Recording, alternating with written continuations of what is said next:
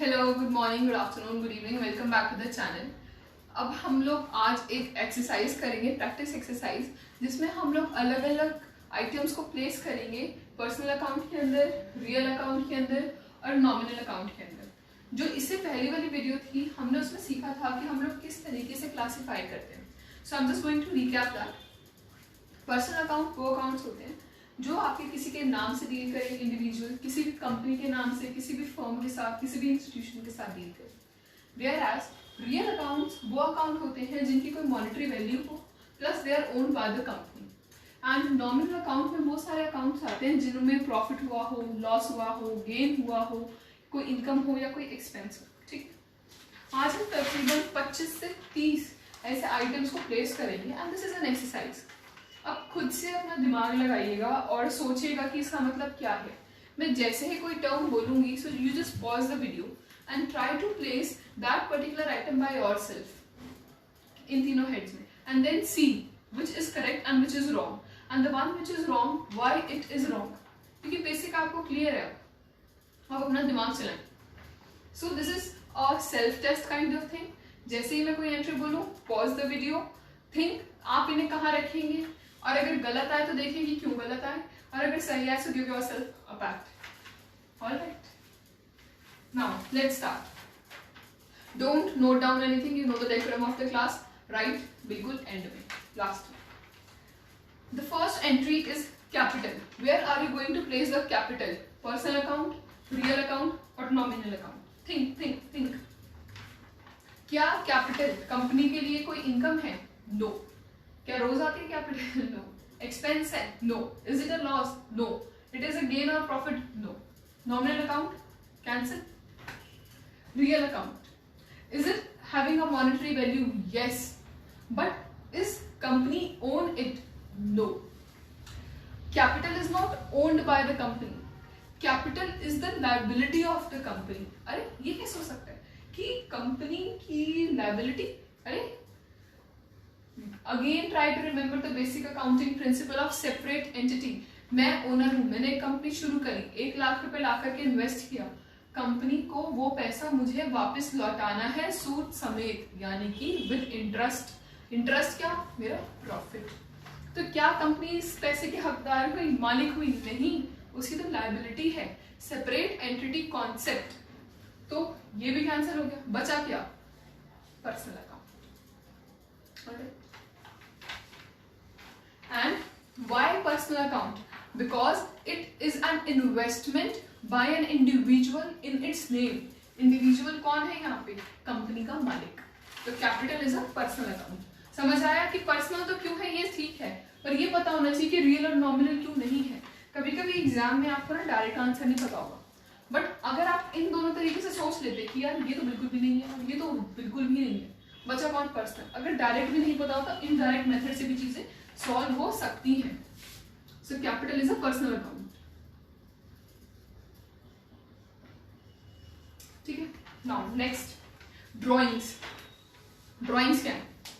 क्या drawings expense है, gain है, इनकम है, लॉस है? इनमें से कुछ भी नहीं है। ड्रॉइंग्स मालिक लेकर के जाता है अपने पर्सनल खर्चे के लिए, उनको ड्रॉइंग्स कहते हैं। बेसिक अकाउंटिंग टर्म्स में क्या था? तो drawings again is a personal account.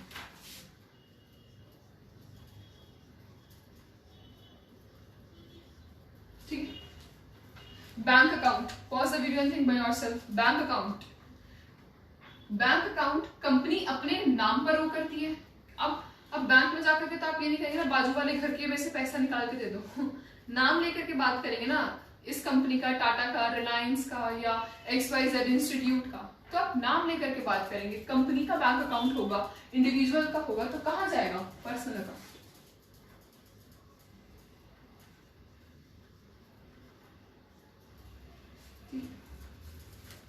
Bank overdraft account.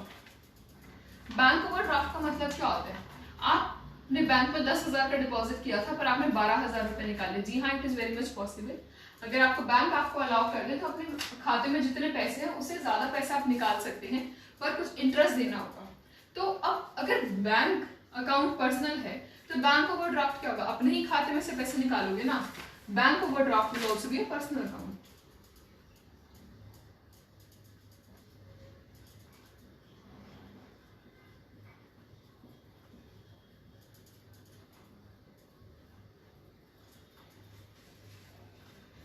Account. अब डेटर्स तो हमें पता होता है कोई एक इंसान ही होता है जिसको हमें पैसे देने होते हैं। अब इंसान आ गया तो पर्सनल अकाउंट, इंडिविजुअल हो गया डेटर।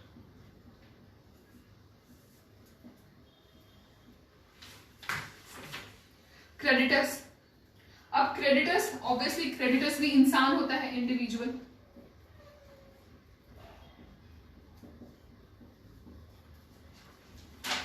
कैश पेड, कैश हम पहले 3 गोल्डन रूल्स ऑफ अकाउंटिंग में समझ चुके थे कि हमारा रियल अकाउंट है। यहाँ पे मैं उसकी एक्सप्लेनेशन नहीं दे रही हूँ, आप पहले वो वीडियो देखें, 3 गोल्डन रूल्स ऑफ अकाउंटिंग समझें, फिर इस वीडियो पर आए। तो कैश पेड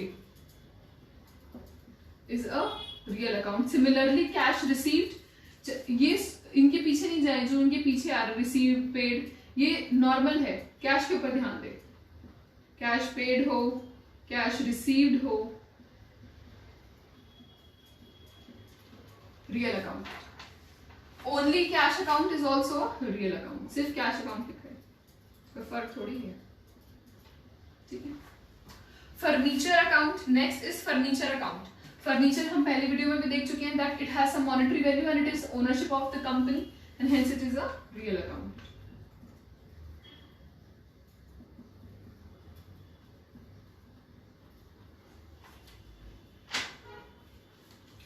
कमीशन पेड, अब आपका कमीशन पेड क्या होगा? क्या कमीशन पर्सनल अकाउंट से पे करती है? नो। क्या कमीशन मॉनेटरी वैल्यू और कंपनी की ओनरशिप है? नो। कमीशन अगर आप उसे रेगुलर बिजनेस में इनकर करते हो, यानी कि आपको कोई काम है तो एक्सपेंस हो गया कंपनी का, आपको कहीं दुकान चाहिए थी, आपने रियल एस्टेट डीलर को कांटेक्ट किया होगा तो आपने दुकान ली होगी, तो आपका आप क्या बोलते हैं यार खर्चा हो गया शुरू करने से पहले, यहाँ पे कोई बिजनेस स्टार्ट करना है, मान के चलते ना कि एक दुकान लेंगे, एक कमिश्नर मतलब जिसको कमीशन देनी होगी वो 10-15 हजार रुपए कमीशन और ये सब तुम मिला के इतना खर्चा होगा, इतना एक्सपेंस होगा, तो कमीशन पेड क्या होगा? एक्सपेंस, ठीक है, नॉमिनल अकाउंट में आएगा।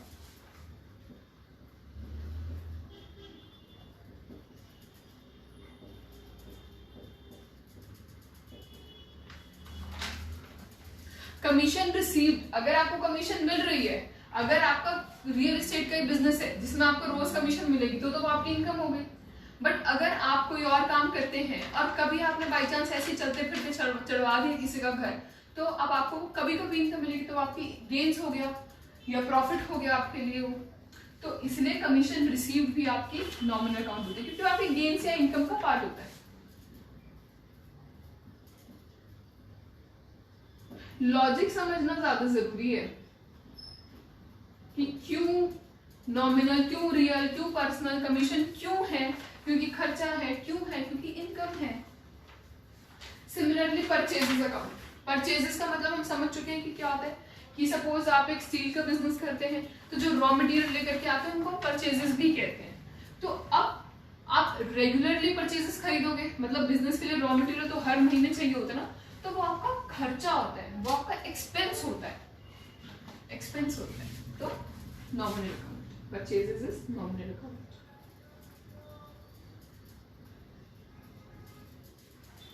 ठीक, सेल्स कहां पर आएगी खुद सोचे। सेल्स करने से आपको इनकम होगी और इनकम कहां है? पर्सनल में, रियल में, नॉमिनल में? नॉमिनल। परचेजेस हैं, सेल्स हो रही हैं, सब नॉमिनल है। नेक्स्ट एंट्री ट्रैवलिंग एक्सपेंसेस, अब ये तो इसी में खुद ही में एक्सपेंसेस है तो nominal account.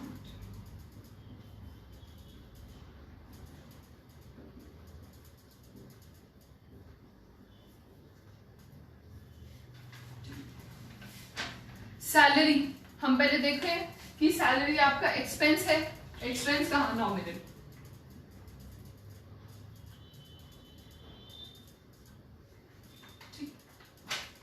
Insurance, what is insurance? Obviously your expense.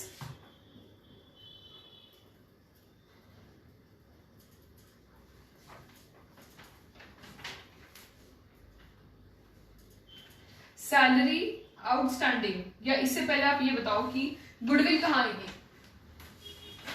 Goodwill is real account. Why? Monetary value भी है, कंपनी की ओनरशिप भी है, हम पिछली वाली वीडियो में देख चुके हैं 3 गोल्डन रूल्स ऑफ अकाउंटिंग में।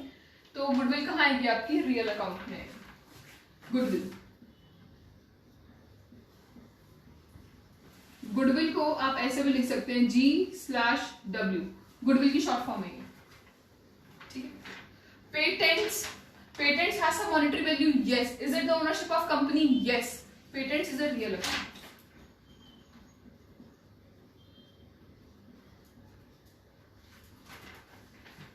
स्टॉक अकाउंट, अब स्टॉक क्या होगा? क्या वो इंडिविजुअल है? स्टॉक का कोई नाम है? नहीं। क्या स्टॉक कंपनी का खर्चा है? नहीं। स्टॉक क्या होता है?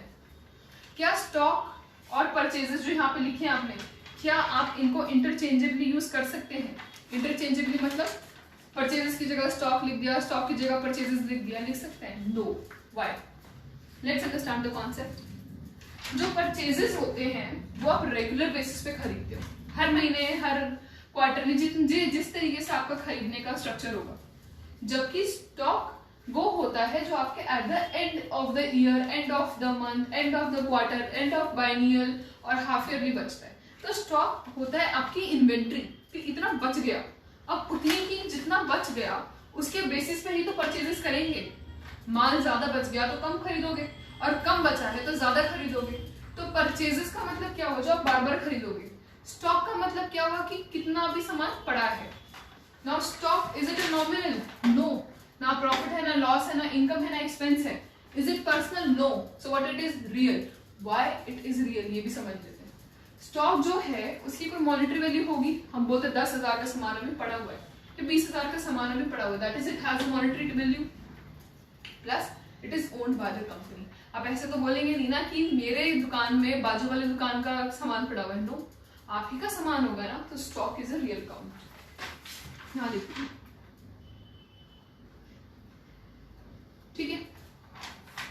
Next entry, trademarks. ट्रेडमार्क्स हमने देखा था, मॉनेटरी वैल्यू, कंपनी ओनरशिप।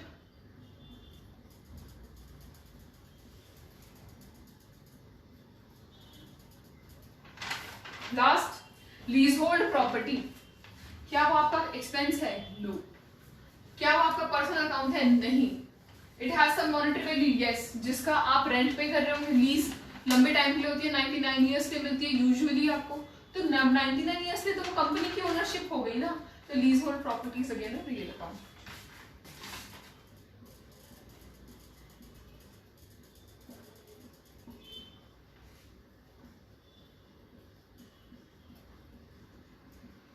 ठीक है, समझ में आया ये अभी तक? Now let's move ahead. Bad debts return of, इसका मतलब क्या है? तो सबसे पहले ये समझो, bad debts return of. Bad debts का मतलब क्या होता है? मतलब जो पैसे आपने उधारी पे दिए थे वो आपको मिलने तो है, बाई चांस वो पैसे ना मिले तो उसको कहते हैं बैड डेट्स। फॉर एग्जाम्पल, आपने अपने दोस्त को पैसे दिए, 1000 रुपए दिए, आपको उम्मीद रहेगी कि मेरा दोस्त मुझे पैसे लौटा देगा। हो सकता है वो दोस्त मुकर जाए, अरे तूने कब दिए पैसे, या मैं नहीं दे रहा, ठीक। तो क्या अब आपको पैसे मिलेंगे? नो। तो इसको क्या कहेंगे? बैड डेट्स, यानी कि जो पैसा मिलना था वो अब नहीं मिलेगा, ठीक है। अब ये तो बैड डेट्स हो गए, हमें टर्म समझनी है बैड डेट्स रिटर्न ऑफ। आप थोड़ी बहुत कोशिश करते रहेंगे कि यार प्लीज दे दे मेरे पैसे, प्लीज दे दे मेरे पैसे, 1 महीना 2 महीना, जब आपको पूरा अंदाजा हो जाएगा ये तो नहीं देने वाला पैसा, उम्मीद छोड़ दो। जिस दिन आप अपनी उम्मीद छोड़ देंगे उससे पैसे मिलने की, वो बैड डेट्स रिटर्न ऑफ हो जाएंगे, यानी कि अब तो ये मिलना ही नहीं है, गया पानी, मतलब ये पैसे नहीं आने वाले वापस। शेयर बाजार में क्या होता है? पैसा लगाया, पैसा डूब गया, तो आपने अपने दोस्त को पैसे दिए, वो पैसे आपके डूब गए। This is your loss. Loss क्या होता है? Nominal account. So bad debts return of nominal account.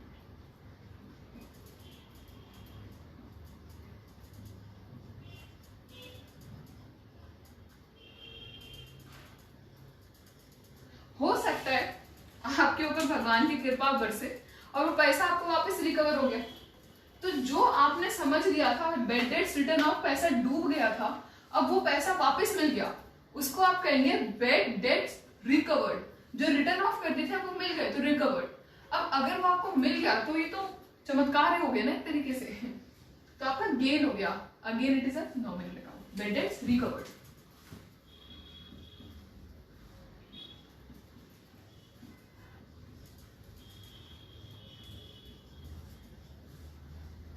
ठीक है, आगे की एंट्री देखते हैं। Bad debts recovered. Discount allowed. आप अपना बिजनेस चलाते हैं, आप अपना सामान जल्दी बेचने के लिए डिस्काउंट देते हैं। जैसे अभी रिसेंटली मिंत्रा पर बहुत ज्यादा डिस्काउंट चल रहा है। मिंत्रा हॉल जो फ्लिपकार्ट है उसमें बिग बिलियन सेल चल रही है। सिमिलरली अलीबाबा एक वेबसाइट है, उस पर भी बहुत सारी सेल चल रही है। तो कंपनियां सेल डिस्काउंट्स देती हैं, क्यों? ताकि उनकी सेल बढ़े। तो डिस्काउंट आपके लिए एक्सपेंस होता है। कई लोग बोलेंगे कि लॉस होना चाहिए, क्यों होना चाहिए लॉस? एक्सपेंस होता है। सबसे पहली बात, डिस्काउंट कंपनीज अब बहुत फ्रीक्वेंटली देती है। It is recurring in nature, which is the nature of an expense. That is, it is recurring in nature. Expenses are always recurring in nature, whereas loss is non-recurring in nature. यानी कि expense आप बार-बार करते हैं, salary paid, sales, travelling expense, insurance वगैरह। जबकि loss कभी-कभी होता है, नुकसान हो गया, घाटा हो गया, ठीक है। सो डिस्काउंट अगर कंपनी देती है तो वो उनका एक्सपेंस होता है। प्लस लॉस तब होता है जब आप अपनी कॉस्ट भी ना रिकवर कर सको। अगर कंपनी 85% भी डिस्काउंट देती है तो वो अपनी कॉस्ट रिकवर कर रही होती है, प्लस थोड़ा प्रॉफिट कमाती है, पर कमा लेती है। तो अगर आप डिस्काउंट अलाउ करते हैं तो आपका एक्सपेंस है, and expense is a nominal account.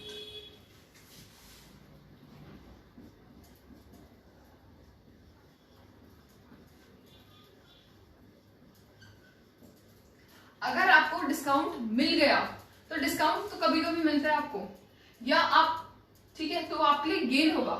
अब आप बोलेंगे कि अभी तो आपने कहा कि डिस्काउंट बहुत जल्दी जल्दी मिलता है, रेकरिंग इन नेचर है। अरे वो तो कंपनी के लिए है ना, आप तो बायर हैं। क्या आप जैसे ही हमेशा डिस्काउंट आता है मिंत्रा पे, फ्लिपकार्ट पे या किसी और वेबसाइट पे, तो शीन पे भी आता था, तो क्या आप तुरंत सामान ऑर्डर करते हैं? नो, आप कभी कभी ऑर्डर करते हैं। तो it is a gain for you, क्योंकि आप रेगुलर शॉपिंग नहीं करती, आप हर महीने शॉपिंग करते हैं डिस्काउंट अवेल करने के लिए। नो, तो वो आपके लिए गेन है, ठीक है। तो गेन है तो again nominal account. Discount allowed and discount received both are nominal in nature.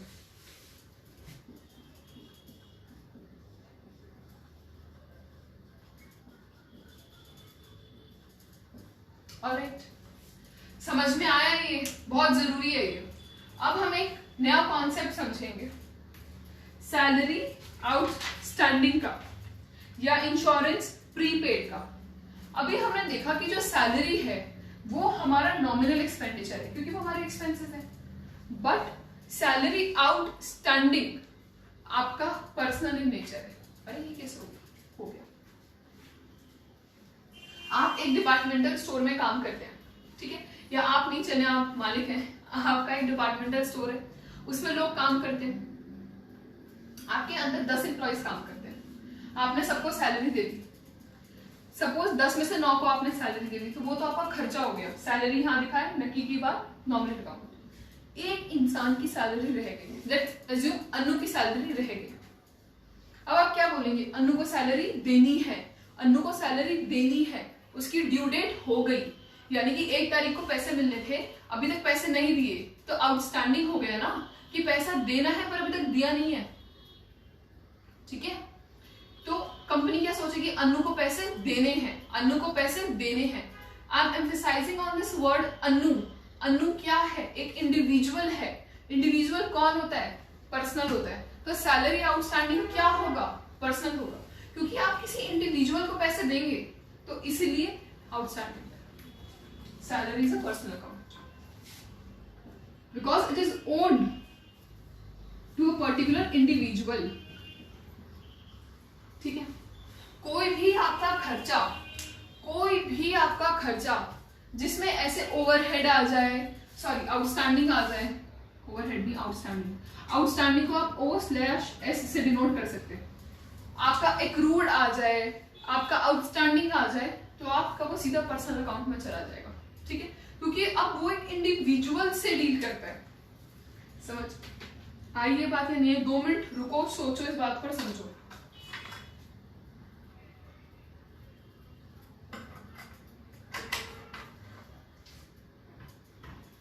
I hope ये बात समझ में आई होगी। एक बार मैं रिकैप कर लेती हूँ।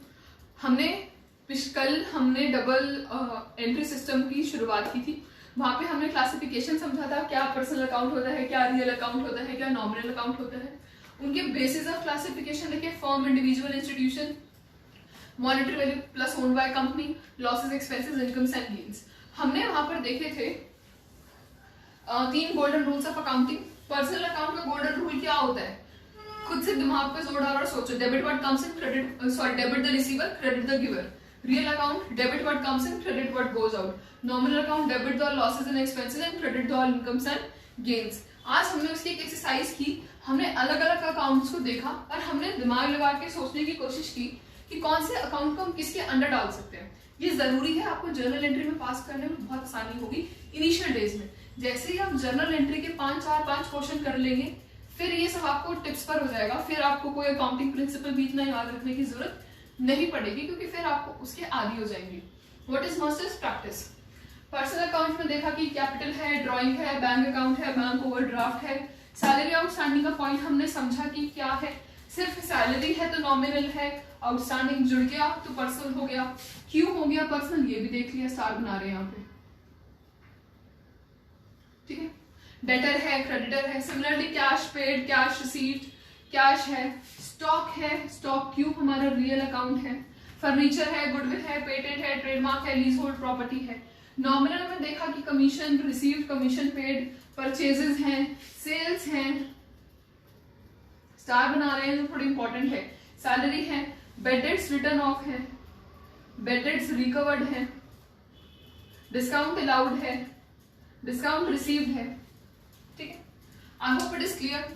2 मिनट के इस वीडियो को आप यहीं पॉज करें and just note it down. So now I'm going to wind up today's session. If you're new to the channel, like, share and subscribe to my channel and hit that like button. Hit that bell icon to receive the more updates as and when a new video is updated on the channel. So stay tuned, share the video as much as possible. For right now, you can just pause the video और अब आप इसको अपने register में लिख सकते हैं। इसको आप प्रैक्टिस करें, बार बार प्रैक्टिस करें। जो किताब आपके पास है उसमें से क्वेश्चंस निकाल के सॉल्व करें और तभी आप मास्टर बन पाएंगे, वरना तो दिक्कत हो जाएगी। तो बाय बाय, टेक केयर।